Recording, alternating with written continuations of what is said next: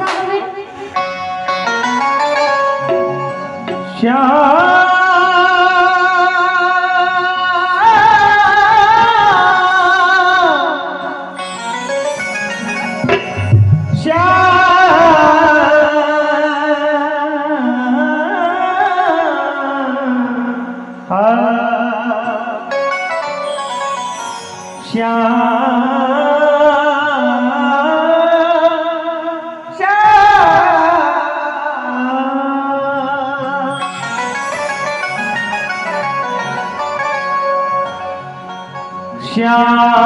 श्याम तेरी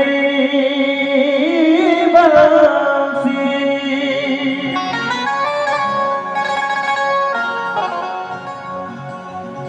कन्हैया तेरी बंसी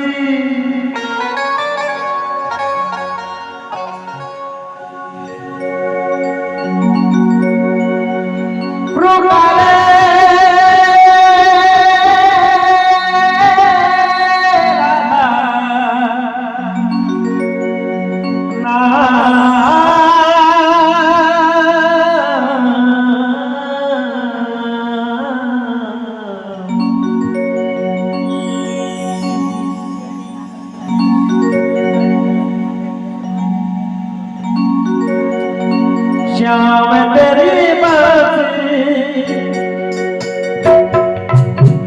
श्याम तेरी बंसी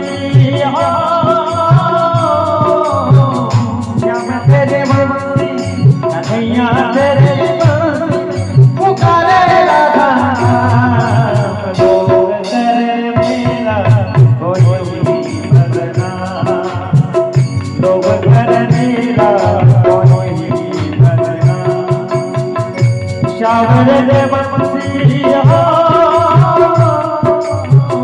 श्याम रे बंसी को बजने लगा राधा कभी श्याम मेरा राधे श्याम राधा कभी श्याम मेरा राधे श्याम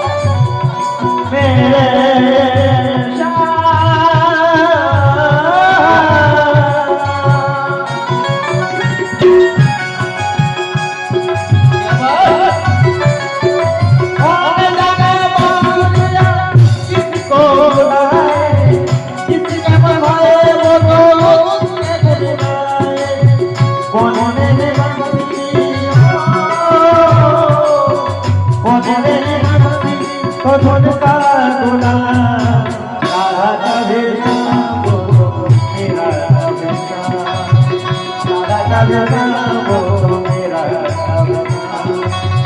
श्याम देवी याद अरे राधा लोग कर मेरा कोई मदना लोग कर मेरा कोई मदना लोग कर मेरा कोई मदना।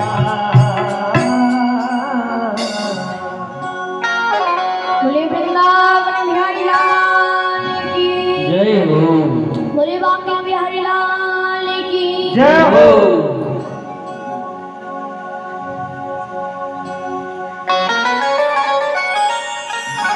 ঋষি দ্বারকাধীশ কিছুদিন আরো হস্তিনাপুরের মধ্যে থেকে গেলেন।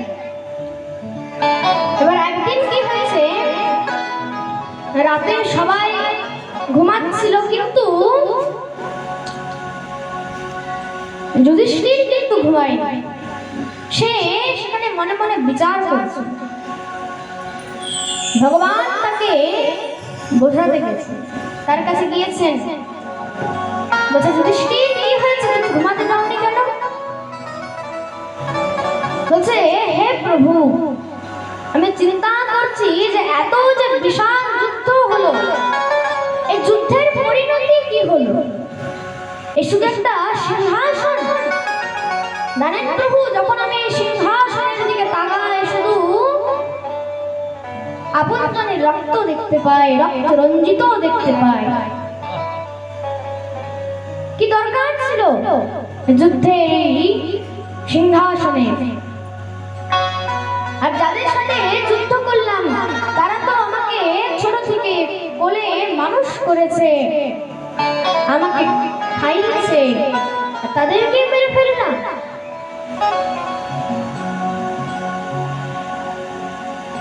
যারা যুদ্ধ করলো সব আমাদের আপনজনই ছিল। মনে রাখবে, কুরুক্ষেত্রের যুদ্ধের মধ্যে বেশিরভাগ সব আপনজনই ছিল। বলছে ভারতের মধ্যে 90% রাজারা সে কুরুক্ষেত্রের যুদ্ধের মধ্যে যায়নি। এবার যারা পাণ্ডব বা কৌরবদের যারা আত্মীয় স্বজন রয়েছে, বন্ধু বান্ধব, পিতামহ, তারাই শুধু 10% রাজারাই ভারতের সে কুরুক্ষেত্রের যুদ্ধের মধ্যে গিয়েছিল। তার জন্য বলছে এই যুদ্ধকে ফ্যামিলি ব্যাটল বলা হয়। কি বলা হয়? দেখছে সে 90% রাজারা ভাবছে এই যুদ্ধে গিয়ে কি না, এটা তো সব ফ্যামিলি ব্যাটল, তাহলে এই যুদ্ধের মধ্যে গিয়ে কোনো লাভ নেই, এটা হচ্ছে পারিবারিক যুদ্ধ। হে প্রভু, এই যুদ্ধ করে লাভ কি হলো? ভগবান বোঝাচ্ছে। দেখো যুধিষ্ঠির, আস্তে আস্তে দেখো যুদ্ধের আগে তো অর্জুনের মনেও বিশ্বাস হয়েছিল তো ভগবান তাকে বোঝাতে গিয়েছে। ভগবানকে বলছে হে প্রভু, আমি যুদ্ধ করব না। ভগবান বলছে আরে নিজের কায়রতা ত্যাগ করো আর যুদ্ধ করো। কেন? এরা আপনজন হলেও কিন্তু এরা হচ্ছে আততায়ী। তার জন্য তাকে মারা উচিত। ভগবান দেখো, ভগবান তো বোঝাতে গেছেন নাকি? ভগবান বোঝাচ্ছেন এখানে যুধিষ্ঠিরকে, কিন্তু যুধিষ্ঠির তো বোঝার লোক নয়। বলছে হে প্রভু, আপনি আমার কষ্ট বুঝতে পারবেন না, আপনি আমার কষ্ট বুঝতে পারবেন না। দেখো, বোঝানো তাকে যায় যে বুঝতে চায়, যে বুঝতে চায় না তাকে বোঝানো যায় না। এবার ভগবান সেখান থেকে চলে গেলে তো চলবে না। কেন? যুধিষ্ঠিরকে বোঝাতে হবে। তো যুধিষ্ঠিরকে নিয়ে গিয়ে সেখানে পিতামহ ভীষ্মের কাছে তাকে নিয়ে গেছে। তো পিতামহ ভীষ্মকে বলছে, হে পিতামহ, খুব কষ্ট হচ্ছে তাই তো? বলছেন, প্রভু কষ্ট কষ্ট তো হচ্ছে, কিন্তু কষ্ট আমার দেহের নয়, কষ্ট হচ্ছে মনের। যে সামনে সাক্ষাৎ দ্বারকাধীশ ভগবান শ্রীকৃষ্ণকে বর্তমান থাকতো, একবার আমি তাকে হাত জোড় করে প্রণাম করতে পারছি না। তার জন্য আমার কষ্ট তো হচ্ছে, কিন্তু কষ্ট দেহের নয়, কষ্ট হলো মনের। এবার তাহলে তোমার কি ইচ্ছা বলো? দেখো, পিতামহ ভীষ্মকে কিন্তু ইচ্ছা মৃত্যুর বর ছিল। তো হে পিতামহ, তোমার কি ইচ্ছা? বলছে, হে প্রভু, মৃত্যুর সময় যেন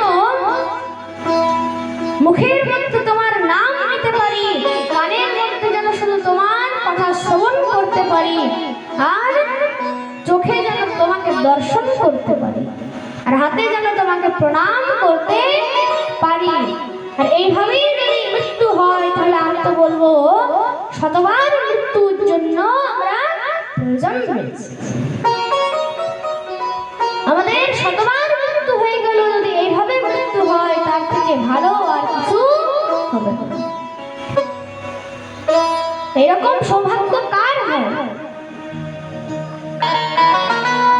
ভগবান বললেন, ঠিক আছে, কিন্তু তার আগে তোমার এই পুত্র নতুন নতুন রাজা হয়েছে, তো একটু একে উপদেশ দাও, একটু শিক্ষা দাও।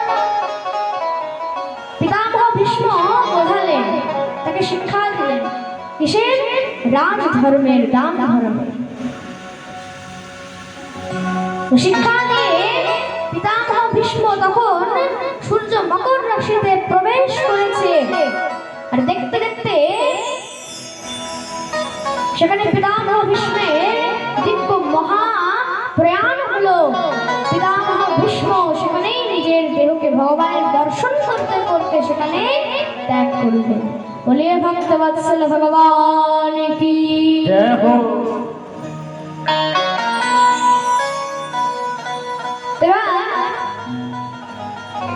অনেকদিন হয়েছে ভগবান হস্তিনাপুর ছেড়ে এবার বিদায় নিয়েছে। এবার সে যে উত্তরার গর্ভে যে সন্তান ছিল, তার জন্ম হয়েছে। এবার ঋষিকে দিয়ে সব নামকরণ সংস্কার করানো হয়েছে। তো সেই ঋষি বলছে, যেহেতু ভগবান শ্রী বিষ্ণু এর রক্ষা করেছিল বলে তার নাম হয়ে বিষ্ণুরাত। বলিয়ে বিষ্ণুরাত মহারাজ কি জয় হো। কিন্তু পরবর্তীকালে এই পরীক্ষা করার জন্য এর আরেকটা নাম হবে পরীক্ষিত। বলিয়ে পরীক্ষিত জি মহারাজ কি জয় হো। পরীক্ষিত জি মহারাজ। এবার অনেকদিন হয়েছে, সব অপশকুন হতে লেগেছে। অপশকুন মানে কলির প্রবেশ হয়েছে, তখন কলিযুগ আরম্ভ হয়ে গেছে। যুধিষ্ঠির অর্জুনকে বলছে, আরে এত সব অপশকুন হচ্ছে কেন? একবার তুমি দ্বারকার মধ্যে দেখে এসো তো, আমাদের দ্বারকাধীশ সকল আছে তো, তাকে নিয়ে এসো এখানে, তাহলে আমাদের আর কোনো চিন্তা থাকবে না। তো দ্বারকার মধ্যে গিয়েছে অর্জুন। যখনই দ্বারকায় গিয়েছে, দেখেছে দ্বারকা আর দ্বারকা নেই, সব জলমগ্ন হয়ে গেছে, জলের মধ্যে ভেসে গেছে দ্বারকা। আর দ্বারকাধীশ আর নেই। কাঁদতে কাঁদতে বাড়ি ফিরেছে। যুধিষ্ঠির বলছে, কি হলো ভাই? দ্বারকাধীশ সকুশল আছে তো, তাকে নিয়ে এলে না কেন? কি বলবো প্রভু,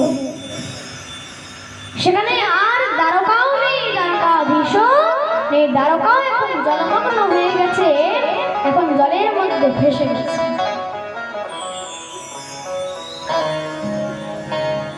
যুধিষ্ঠির বলছে এখন আমাদের দ্বারকাধীশও যখন নেই তখন আর আমাদের থেকে কি লাভ, চলো আমরাও চলে যাই। সবাই মনের মধ্যে চলে গেল ভগবানের ভজন সাধন করার জন্য। পরীক্ষিতকে নিজের রাজগদ্দি দিয়ে গেল। পরীক্ষিত নতুন নতুন রাজা হয়েছে।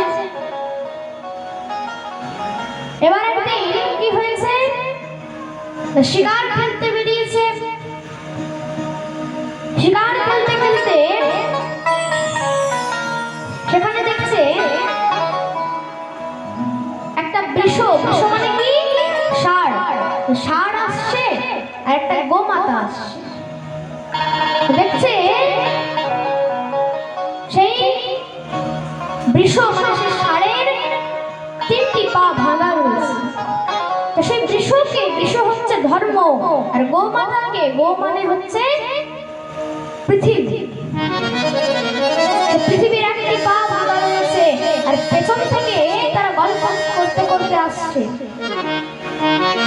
ধর্মকে বলছে পৃথিবী, ধর্ম পৃথিবীর মধ্যে তো তোমার আর কোনো বাসই নেই। হ্যাঁ, এখন কলিযুগ আরম্ভ হয়েছে। পেছন থেকে একজন কালো বর্ণের পুরুষ তাদেরকে লাঠি মারতে মারতে নিয়ে আসে। এবার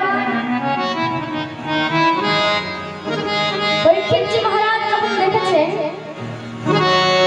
পরীক্ষিত মহারাজ কিন্তু আর থাকতে পারলেন না। সঙ্গে সঙ্গে দৌড়ে গিয়ে তলোয়ার বের করে যখনই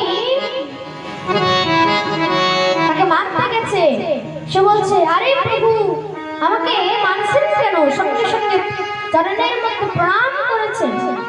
বলছে, তোমার নাম কি? আমার নাম হচ্ছে কলি। বলছে, ওহো, তাহলে তুমি হলে সেই কলি?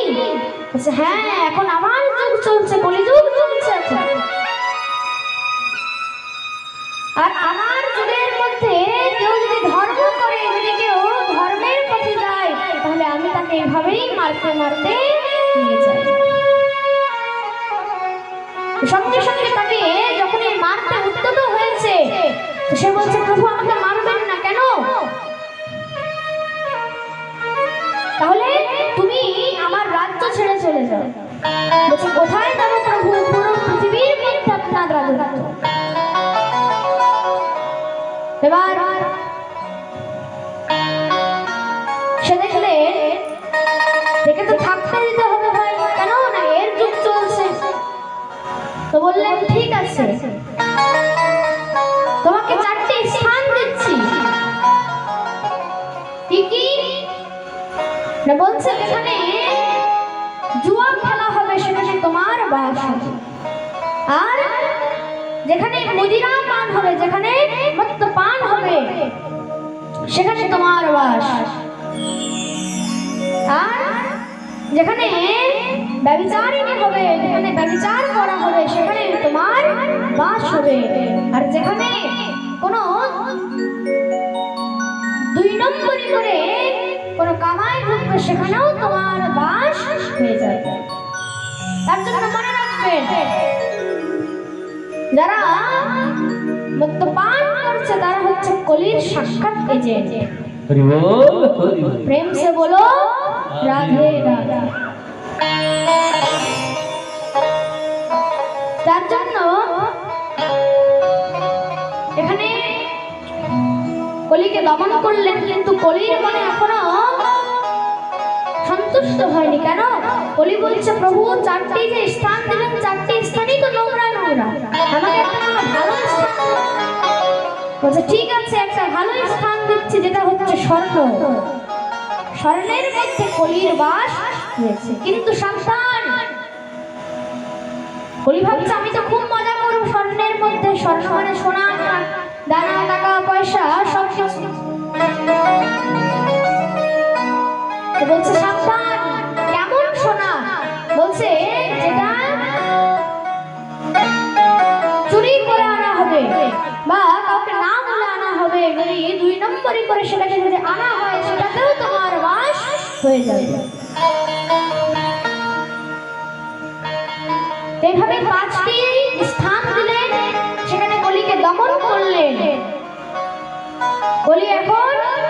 একটু শান্ত হয়েছে,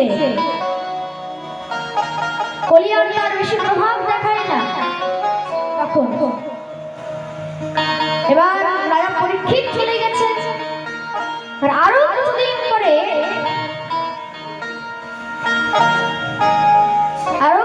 পরে রাজা পরীক্ষিত খেলতে বেরিয়েছেন, শিকার খেলতে বেরিয়েছেন। এবার শিকার খেলতে খেলতে তার একটু জল পিপাসা পেয়েছে, তো এবার সামনে দেখছে একটা ঋষির আশ্রম রয়েছে, সেখানে শ্রমিক ঋষির আশ্রম ছিল। শ্রমিক ঋষি দেখছে পুরো ধ্যানে বসে আছে। শ্রমিক ঋষির কাছে গিয়েছে, বলছে জল যাচনা করেছে, বলছে আমার খুব পিপাসা পেয়েছে, একটু আমাকে জল প্রদান করো। সে তো আর বলছে না যে সে এখন তপস্যার মধ্যে বসে রয়েছে, বলছে আমাকে জল পিপাসা পেয়েছে, জল দাও। যখন আর কিছু করছে না, তো সে কি করেছে, তার ক্রোধান্বিত হয়ে গেছে, মনের মধ্যে খুব রাগ উঠেছে যে একজন সম্মানী মানি রাজাকে জল দিচ্ছে না। সামনে একটা মৃত সর্প পড়েছিল, তার নিজের বাণের অগ্রভাগ দিয়ে সেই মৃত সর্পকে উঠিয়ে আর সেই শ্রমিক মুনির গলার মধ্যে পরিয়ে দিয়েছে, সেখান থেকে চলে গেছে। এবার কোনো একজন শ্রমিক ঋষির পুত্র, নাম হচ্ছে সিঙ্গি ঋষিকে বলে দিয়েছে, সে এখন ছোট বাচ্চা খেলা করেছিল, বলে দিয়েছে যে অমুক রাজা তোর পিতার গলার মধ্যে মৃত সর্প পড়িয়েছে। সিঙ্গি ঋষি তো খুব ক্রোধান্বিত হয়ে গঙ্গার মধ্যে গিয়ে সেখানে হাতে জল নিয়ে তাকে অভিশাপ দিয়ে দিলেন, যেই রাজা এত বড় আস্পর্ধা হয়েছে যে আমার পিতার গলার মধ্যে মৃত সর্প পড়িয়েছে, তার আজ থেকে 7 দিনের মধ্যে তক্ষক দংশনেই তার মৃত্যু হয়ে যাবে। এবার সিঙ্গি ঋষি শ্রমিক ঋষির কাছে এসেছে, শ্রমিক ঋষিকে বলছে এরকম হয়েছে। শ্রমিক ঋষি তো খুব ক্রোধান্বিত হয়েছে, বলছে তুমি অভিশাপ কেন দিলে? সে হচ্ছে রাজা, রাজার সেবা করা হচ্ছে প্রজার কর্তব্য, তাহলে তোমার একটা অপরাধ হয়েছে। বলছে এখন তো আর কিছু করা যাবে না। কি করলেন? তাহলে একজন ব্রাহ্মণকে পাঠালেন, বলছে যাও সে রাজা পরীক্ষিতকে খবরটা দিয়ে দিল। রাজা পরীক্ষিত পুজো অর্চনা করেছিলেন, তখন তার মানে বিচার হলো যে ছি ছি ছি, আমি কি করলাম? একজন ঋষির গলার মধ্যে মৃত সর্প করেছি, এটা আমার অন্যায় হয়েছে। ভগবানকে বললেন হে প্রভু, আমার কোনো প্রায়শ্চিত্তের রাস্তা বের করুন। তখনই সেই ব্রাহ্মণ সামনে চলে এসেছে, চাচা আপনি হচ্ছে রাজা পরীক্ষিত তো? বলছে হ্যাঁ হ্যাঁ আমি হলাম রাজা পরীক্ষিত। তাহলে অমুক ঋষি অভিশাপ দিয়েছে আপনার আজ থেকে 7 দিনের মধ্যে তক্ষক দংশনে মৃত্যু হবে, অভিশাপ দিয়েছে। এবার সে ভগবানের কাছে অনেক সুন্দর প্রার্থনা করছে, প্রভু আপনি আমার প্রায়শ্চিত্তের রাস্তা বের করে দিন। এবার সে গঙ্গার ধারে বসেছে, সেখানে মৃত্যুর জন্য প্রায়শ্চিত্তের করার জন্য কি করা যায়? সবাই ঘিরে বসে গিয়েছে যে দেখি, আমরাও তো একটু দেখি রাজা পরীক্ষিতের কিভাবে মৃত্যু হচ্ছে, আমরা একটু দেখি। তো তখন রাজা পরীক্ষিত বসে আছে, সেখান থেকে শ্রী সুখদেব প্রভু বেরিয়ে যাচ্ছেন। সুখদেব প্রভু সেখানে এসছেন, সবাই সব ঋষিমুনিগণ বলছে রাজা পরীক্ষিত নাও সমস্ত উত্তর তোমার সামনে চলে এসেছে। শ্রী সুখদেব প্রভুকে উচ্চ আসনের মধ্যে বসিয়েছেন। উচ্চ উচ্চ আসনে বসিয়ে তাকে বলছে, প্রভু আমার কাছে আর 7 দিনের সময় রয়েছে, এই 7 দিনের মধ্যে আমাকে কি করা উচিত? বলছে, মানুষ এটাও জানে না যে আমার মৃত্যু কখন হবে। এখন বসে আছে, 2 মিনিট পর থাকবো কিনা তার কোনো গ্যারান্টি নেই, কিন্তু তোমার কাছে 7 দিনের সময় তো আছে। বলছে, 7 দিনের মধ্যে আমরা সব থেকে পৃথিবীর সর্বশ্রেষ্ঠ কথা শ্রবণ করব। কি কথা? বলছে, কাল ব্যাল মুখদ গ্রাস ত্রাস নির্নাশ হেতবে শ্রীমদ্ ভাগবতং শাস্ত্রং কলৌ ক্ষীরেণ ভাসিতম। শ্রীমদ্ ভাগবতের অমৃত কথার রস আজ থেকে 7 দিন পর্যন্ত আমরা আস্বাদন করব। এই বলে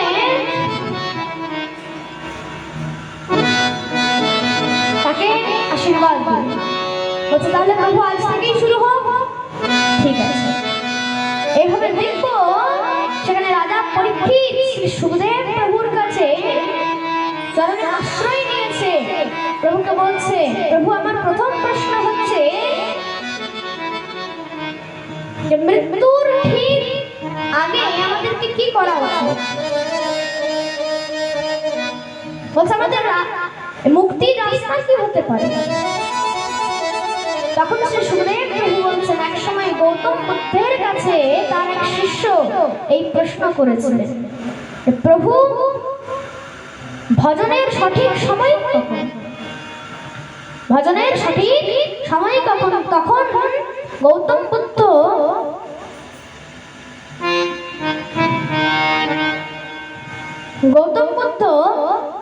কি করলেন? সে তাকে উত্তর দিয়েছেন, দেখো ভজনের বাস্তবিক সময় হচ্ছে মৃত্যুর ঠিক একদিন আগে। সে বলছে, প্রভু মৃত্যু কবে হবে সেটাই তো আমি জানি না। বলছে, তুমি জানো না মৃত্যু কবে হবে? বলছে, প্রভু মৃত্যু তো কালও হতে পারে। আরে তার জন্যই তো বলছি যে মৃত্যু কাল হতে পারে, তাহলে ভগবান আজ থেকেই শুরু করে দেওয়া উচিত। বলছে, প্রভু মৃত্যু তো আজও হতে পারে। তো বলছে, মৃত্যু যদি আজ হতে পারে, ভজন এখন থেকেই শুরু করে দেওয়া উচিত। কাল করে সো আজ, আজ করে সো আব। যেটা কালকে করবে সেটা আজই করো, যেটা আজ করবে সেটা এখনই করো। তার জন্য ভজনের ঠিক সময় হচ্ছে মৃত্যুর ঠিক একদিন আগে। সবাই একটা প্ল্যানিং করে না যে মহারাজ ছেলের বিয়ে হয়ে যাক, তারপরে মালা নেব, ভজন করব, তাই তো? শিক্ষা নেব, গুরু দীক্ষা নেব। এবার মহারাজ ছেলের বিয়ে হয়ে গেল, বলছে তো নাতি ছোট আছে, একটু বড় হয়ে যাক। বড় হয়ে গেছে, বলছে নাতি নাতির একটু বিয়ে হয়ে যাক, তারপরে কিছুদিন যাক যাক যাক করতে করতে মহারাজ নিজেই কোন দিন চলে যাবে তারই কোনো গ্যারান্টি নেই। প্রেম সে বলো রাধে রাধে। তার জন্য শ্রী সুখদেব প্রভুর কাছে রাজা পরীক্ষিত চরণের মধ্যে আশ্রয় নিলেন। বললেন, প্রভু আমি আপনার চরণে আশ্রয় নিয়েছি, আপনি আমার এই নৌকা পার করে দেন। মেরে নৈয়া কর দো পার মেরে সদ্গুরুদেব। এই বলে রাজা পরীক্ষিত সেখান থেকে 7 দিনের পাঠ আরম্ভ করলেন। আর আজকের পাঠের বিশ্রাম আমরা এখানেই করছি। এবার কিছু ভজন হবে, তারপর আমাদের পাঠের বিশ্রাম। বিশেষ ঘোষণা।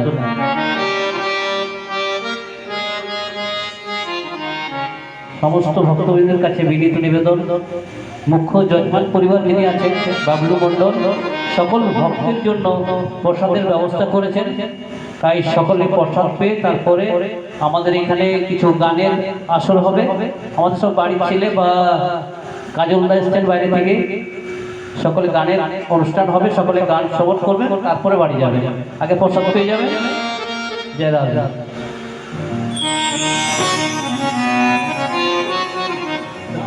मिलेगा सावरिया बजेगी बांसुरिया, मिलेगा सावरिया बजेगी बांसुरिया, जन्म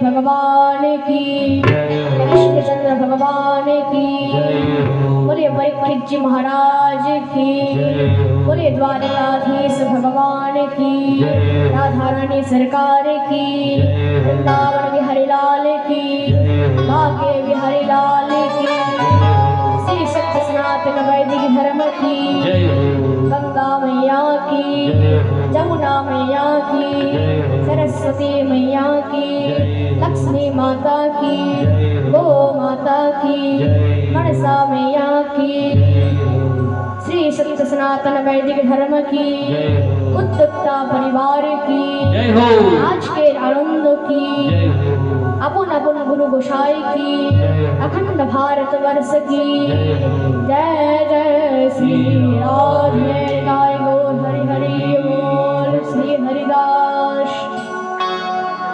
जय जय।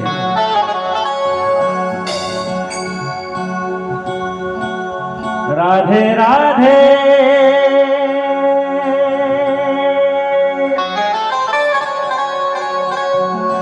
राधे राधे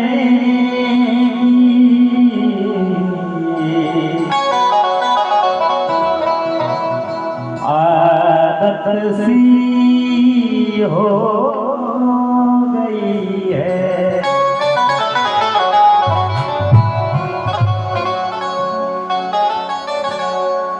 श्री जी के चरणों में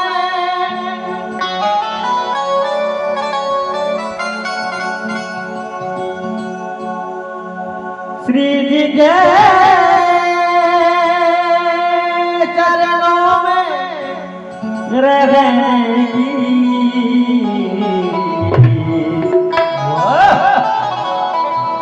आदत सी हो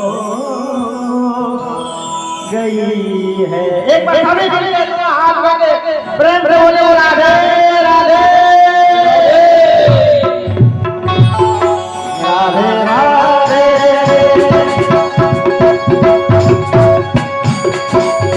राधे राधे राधे कहने आदत सी हो गई है। राधे राधे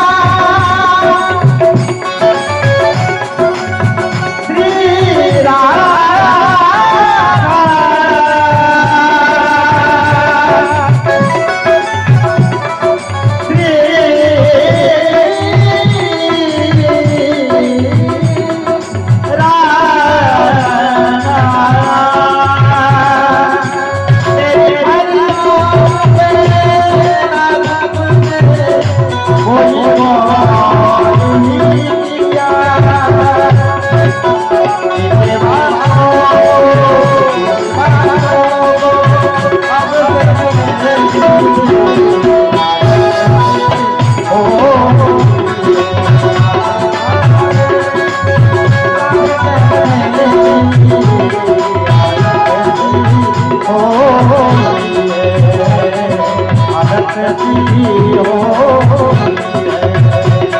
भारत की हो